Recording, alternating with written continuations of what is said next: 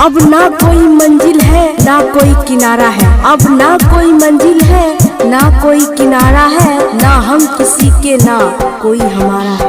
प्यार में धोखा दे के तू पड़ल काहे दूसरा के प्यार में, कबन गलतियाँ भइल हमसे छोड़ के गलाई हाल में। प्यार में धोखा दे के तू पड़ल काहे दूसरा के प्यार में, कबन गलतियाँ भइल हमसे छोड़ के गलाई हाल। कबो हंस के या रो के बीते रतिया हो, कबो हंस के या रो के बीते रतिया हो, जानू बहुत सतावेला पीरितिया हो, जानू बहुत सतावेला पीरितिया हो।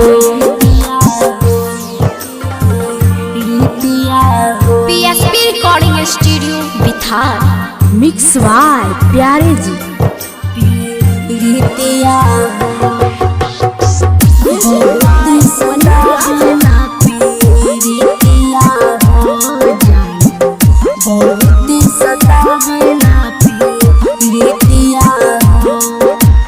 प्यार के रोग लगा के हमरा साथ सनम तू छोड़ला हो, जख्म जुदाई सह नहीं पाई दिल के काहे तोड़ला हो, दिल के काहे तोड़ला हो।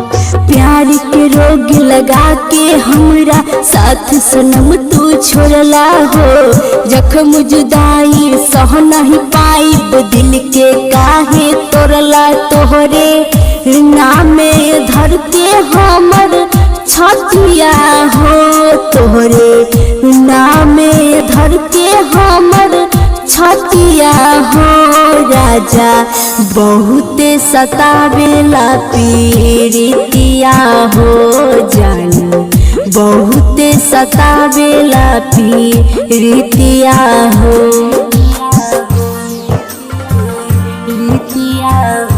PSP recording studio Bithar, singing by Komal Sharma.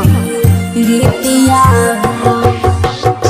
बहुत सतावेला पीरितिया हो, बहुत सतावेला पीरितिया हो।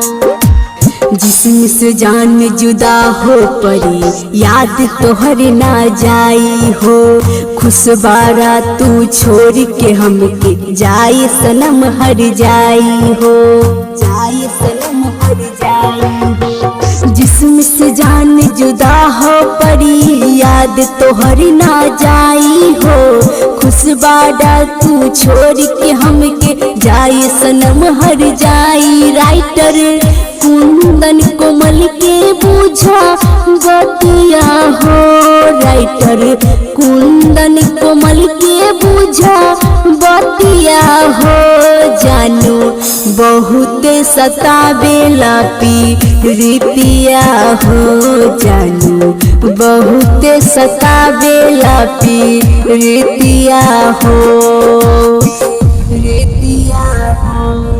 PSP recording studio बिथार।